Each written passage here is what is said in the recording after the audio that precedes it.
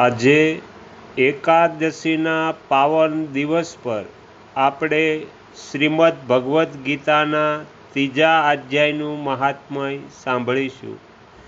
એકાદશીના દિવસે ભગવદ્ ગીતાનો પાઠ કરવાનું અને સાંભળવાનું વિશેષ મહત્ત્વ હોય છે. તો આપણે ત્રીજા અધ્યાયનું મહાત્મય સાંભળીશું. હરિ ઓમ. શ્રી ભગવાન કહે છે, હે પ્રિય, જનસ્થાનમાં એક જડ નામે બ્રાહ્મણ રહેતો હતો, જે કૌશિક વંશમાં જન્મ્યો હતો. તે પોતાની જાતિ પ્રમાણે બ્રાહ્મણ કર્મને છોડી વેશ્યાવૃત્તિમાં પડી ગયો. તેણે પરાઈ સ્ત્રીઓ સાથે વ્યભિચાર કરવાની આદત પડી ગઈ હતી. તે જુગાર રમતો, સુરાપાન કરતો અને શિકાર કરી જીવોની હિંસા પણ કરતો હતો. આ રીતે સમય પસાર કરતો તે ધન નષ્ટ થતાં વ્યાપાર અર્થે ઘણે દૂર ઉત્તર દિશા તરફ ગયો. ત્યાંથી ધન કમાઈને પાછો ઘર તરફ ફર્યો. સારો એવો માર્ગ પસાર કર્યા પછી એક દિવસ સૂર્યાસ્ત થતાં બધી દિશાઓમાં અંધકાર છવાઈ ગયો. ત્યારે એક વૃક્ષ નીચે તેને લૂંટારાઓએ ઘેરી લીધો અને મારી નાખ્યો. તેણે ધર્મનો ત્યાગ કર્યો હતો, તેથી તે ભયંકર પ્રેત થયો. તેનો પુત્ર ધર્માત્મા અને વેદોનો જ્ઞાતા હતો. તેણે ઘણા સમય સુધી પિતાના આવવાની રાહ જોઈ. જ્યારે તેઓ ન આવ્યા ત્યારે તેમનો પત્તો મેળવવા તે ઘરેથી નીકળી પડ્યો. તેણે ઘણી જગ્યાએ શોધ કરી, રાહદારીઓને પૂછવા છતાં કંઈ પત્તો લાગ્યો નહીં. એક દિવસ એક માણસ તેને મળ્યો, જે તેના પિતાનો સહાયક હતો. તેની પાસેથી બધી વિગત જાણી તેણે પિતાના મૃત્યુ ઉપર ઘણો શોક કર્યો. તે ઘણો બુદ્ધિમાન હતો. ખૂબ વિચારતા અંતે પિતાની પારલૌકિક ક્રિયા કરવાની ઈચ્છાથી જરૂરી સામગ્રી લઈ કાશી જવા માટે નીકળ્યો. રસ્તામાં 7-8 જગ્યાએ રોકાણ કરતો 9મા દિવસે તે એ જ વૃક્ષ નીચે પહોંચ્યો કે જ્યાં તેના પિતાનું મૃત્યુ થયું હતું. ત્યાં તેણે સંજોપાસના કરી અને ગીતાના ત્રીજા અધ્યાયનો પાઠ કર્યો. તે જ સમયે આકાશમાંથી એક ભયાનક અવાજ સંભળાયો. તેણે પોતાના પિતાને ભયાનક સ્વરૂપમાં જોયા. પછી તરત જ પોતાની સામે આકાશમાં એક સુંદર વિમાન દેખાયું. જે વિમાન ખૂબ જ તેજોમય હતું. તેમાં નાની ઘંટડીઓ લાગેલી હતી. તેના તેજથી બધી દિશાઓમાં પ્રકાશ ફેલાઈ ગયો હતો. આ દ્રશ્ય જોઈ તેના ચિત્તની વ્યગ્રતા દૂર થઈ ગઈ. તેણે વિમાન ઉપર પોતાના પિતાને દિવ્ય રૂપ ધારણ કરીને બિરાજમાન થતા જોયા. તેમના શરીર પર પીતાંબર શોભી રહ્યું હતું અને મુનિઓ તેમની સ્તુતિ કરી રહ્યા હતા. તેમને જોતા જ પુત્રએ પ્રણામ કર્યા. ત્યારે પિતાએ પણ તેમને આશીર્વાદ આપ્યા. તે પછી તેણે પિતાને સમગ્ર વૃત્તાંત વિશે પૂછ્યું. તેના ઉત્તરમાં પિતાએ તેને બધી વાત સમજાવતા કહ્યું, બેટા, દૈવયોગથી મારી પાસે ગીતાના તૃતીય અધ્યાયનો પાઠ કરી તે મને આ શરીર દ્વારા થયેલા દુરત્યજ્ય કર્મબંધનમાંથી છોડાવ્યો છે. માટે હવે ઘરે પાછો જા, કારણ કે જે કાર્ય માટે તું કાશી જઈ રહ્યો હતો તે કાર્ય અહીં તૃતીય અધ્યાયના પાઠથી સંપન્ન થઈ ગયું છે. પિતાના આમ કહેવાથી પુત્રએ પૂછ્યું, હે તાત, મારા હિત માટે મને ઉપદેશ આપો અને મારા યોગ્ય કોઈ કાર્ય હોય તો મને જણાવો. ત્યારે પિતાએ કહ્યું, હે અનધ, તારે આ જ કામ ફરી કરવાનું છે. મેં જે કર્મો કર્યા છે તેવા જ કર્મો મારા ભાઈઓએ પણ કર્યા હતા. તેથી તેઓ ઘોર નરક ભોગવી રહ્યા છે. તેમનો ઉદ્ધાર પણ તારે કરવો જોઈએ તથા મારા કુળના બીજા પણ જે લોકો નરકમાં પડ્યા છે તેમનો પણ ઉદ્ધાર થવો જોઈએ. એ જ મારી ઈચ્છા છે. બેટા, જે સાધનથી તે મને સંકટમાંથી મુક્ત કર્યો તે જ અનુષ્ઠાન બીજાઓ માટે કરવું ઉચિત છે.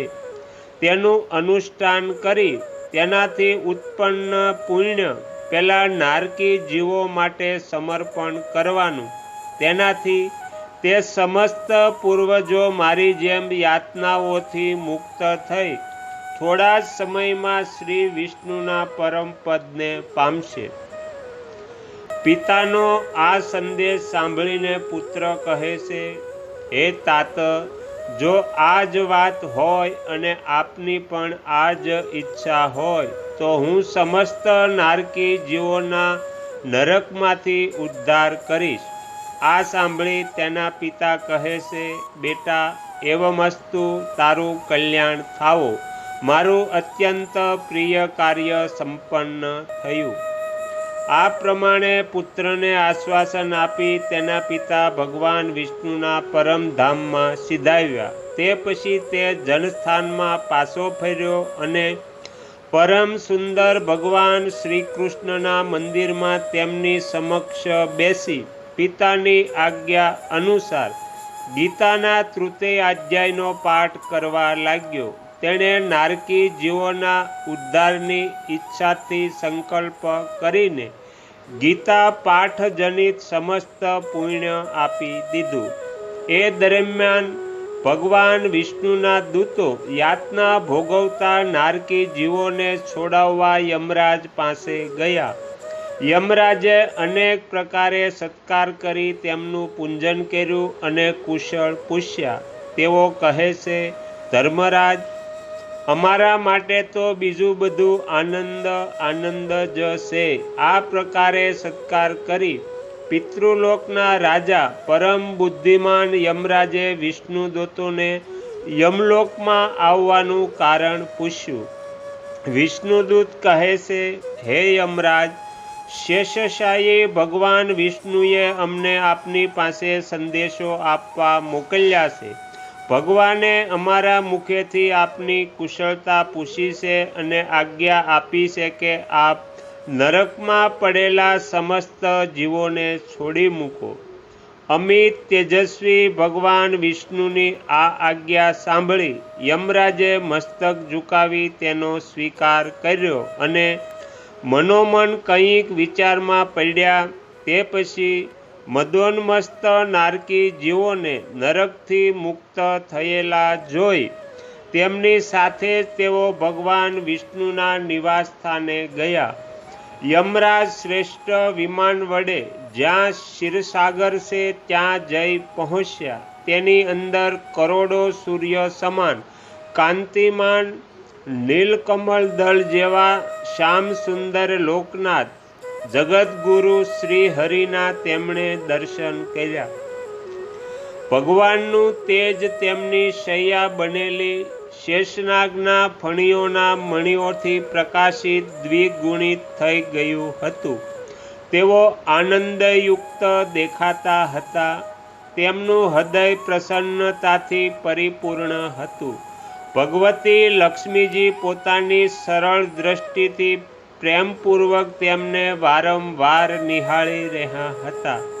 ચારે તરફ યોગીઓ ભગવાનની સેવામાં ઉપસ્થિત હતા.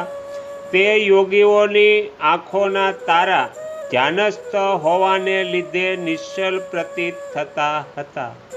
દેવરાજ ઇન્દ્ર પોતાના વિરોધીઓને પરાસ્ત કરવાના ઉદ્દેશ્યથી ભગવાનની સ્તુતિ કરી રહ્યા હતા. બ્રહ્માજીના મુખથી નીકળેલા વેદાંત વાક્યો મૂર્તિમાન થઈને ભગવાનના ગુણોનું ગાન કરી રહ્યા હતા. ભગવાન પૂર્ણતઃ સંતુષ્ટ હોવાની સાથે સમસ્ત યોનિઓ તરફથી ઉદાસીન લાગતા હતા. જીવોમાંથી જેમણે યોગ સાધના દ્વારા અધિક પુણ્યો અર્જિત કર્યા હતા તે બધાને એકી સાથે તેઓ કૃપા દ્રષ્ટિથી નિહાળી રહ્યા હતા. શેષનાગના પ્રભાવથી ઉદ્ભાસિત તથા સર્વત્ર વ્યાપક દિવ્ય શરીર ધારણ કરેલ નીલકમળ સમાન શ્યામ વર્ણવાળા શ્રીહરિ એવા લાગતા હતા જાણે ચાંદનીથી વ્યાપ્ત આકાશ શુભોભિત થઈ રહ્યું હોય. આવા ભગવાનના દર્શન કરતા જ યમરાજ પોતાની વિશાળ બુદ્ધિ વડે તેમની સ્તુતિ કરવા લાગ્યા. યમરાજ કહે છે, સંપૂર્ણ જગતનું નિર્માણ કરનારા હે પરમેશ્વર, આપનું અંતઃકરણ અત્યંત નિર્મળ છે. આપના મુખેથી જે વેદોનો પ્રાદુર્ભાવ થયો છે, આપ જ વિશ્વ સ્વરૂપ અને તેના વિધાયક બ્રહ્મ છો. આપને નમસ્કાર છે. પોતાના બળ અને વેગને લીધે જેવો અત્યંત દુર્ઘર્ષ લાગે છે એવા દાનવેન્દ્રોના અભિમાનના ચૂરે ચૂરા કરનારા ભગવાન વિષ્ણુને નમસ્કાર છે. પાલન વખતે સમત્યમય શરીર ધારણ કરનારા પરમાત્માને નમસ્કાર છે. જેમના લલાટમાં વિદ્યમાન નેત્રના સહેજ ખુલવાથી જ આગની જ્વાળાઓ નીકળવા લાગે છે એવા રુદ્રધારી આપ પરમેશ્વરને નમસ્કાર છે. આપ સંપૂર્ણ વિશ્વના ગુરુ છો, આત્મા અને મહેશ્વર છો. તેથી સમસ્ત વૈષ્ણવજનોને સંકટથી મુક્ત કરી તેમના ઉપર અનુગ્રહ કરો છો. આપ માયાથી વિસ્તૃત સમગ્ર વિશ્વમાં વ્યાપ્ત હોવા છતાં ક્યારેક માયા અથવા તેના ગુણોથી મોહિત થતા નથી. માયા તથા માયાજનિત ગુણોની વચ્ચે સ્થિત હોવા છતાં આપ પર એમનો કોઈ પ્રભાવ પડતો નથી. આપનો મહિમા અનંત છે, કારણ કે આપ અસીમ છો. તેથી વાણી આપનું વર્ણન કઈ રીતે કરી શકે, માટે મારે મૌન રહેવું જ ઉચિત છે. આ પ્રમાણે સ્તુતિ કરી યમરાજ હાથ જોડીને કહે છે, હે જગતગુરુ, આપના આદેશથી મેં આ જીવોને ગુણોથી રહિત હોવા છતાં છોડી દીધા છે. હવે મારા યોગ્ય બીજું કંઈ કાર્ય હોય તો બતાવો. તેમના આ પ્રમાણે કહ્યા બાદ ભગવાન મધુસૂદન મેઘ સમાન ગંભીર વાણીથી જ્યારે અમૃત રસ વરસાવતા હોય એમ કહે છે, ધર્મરાજ, તમે સર્વ પ્રત્યે સમાન ભાવ રાખી લોકોના પાપથી ઉદ્ધાર કરો છો. તમારા ઉપર દેહધારીઓનો ભાર મૂકી હું ખરેખર નિશ્ચિંત છું. માટે તમે તમારું કાર્ય કરો અને પોતાના લોકમાં પાછા ફરો. આટલું કહી ભગવાન અંતર્ધ્યાન થઈ ગયા. યમરાજ પણ પોતાની નગરીમાં પાછા ફર્યા. ત્યારે તે બ્રાહ્મણ પણ પોતાની જાતિ તેમજ સમસ્ત નારકી જીવોનો ઉદ્ધાર કરી સ્વયં પણ શ્રેષ્ઠ વિમાન દ્વારા શ્રી વિષ્ણુ ધામમાં પહોંચ્યા. તો અહીંયા શ્રીમદ ભગવદ્ ગીતાના 3જા અધ્યાયનું મહાત્મય સમાપ્ત થાય છે. હવે પછીની એકાદશી આપણે શ્રીમદ ભગવદ્ ગીતાનો 3જો અધ્યાય સાંભળીશું. તમે તમારો કિંમતી સમય આપી એકાગ્ર ચિત્તે પ્રસન્નતાપૂર્વક શ્રીમદ ભગવદ્ ગીતાના 3જા અધ્યાયનું મહાત્મય સાંભળ્યું એ બદલ હું આપ સૌનો ખૂબ ખૂબ આભાર વ્યક્ત કરું છું અને આશા પણ રાખું છું કે તમને સાંભળવું ગમ્યું હશે. જો ગમ્યું હોય તો બીજા 5 લોકોને પણ સંભળાવજો. શ્રી સદગુરુ દેવની જય. આગળના વિડીયો જોવા માટે આ ચેનલને સબસ્ક્રાઈબ કરો અને જો આ વિડીયો પસંદ આવ્યો હોય તો લાઈક કરો.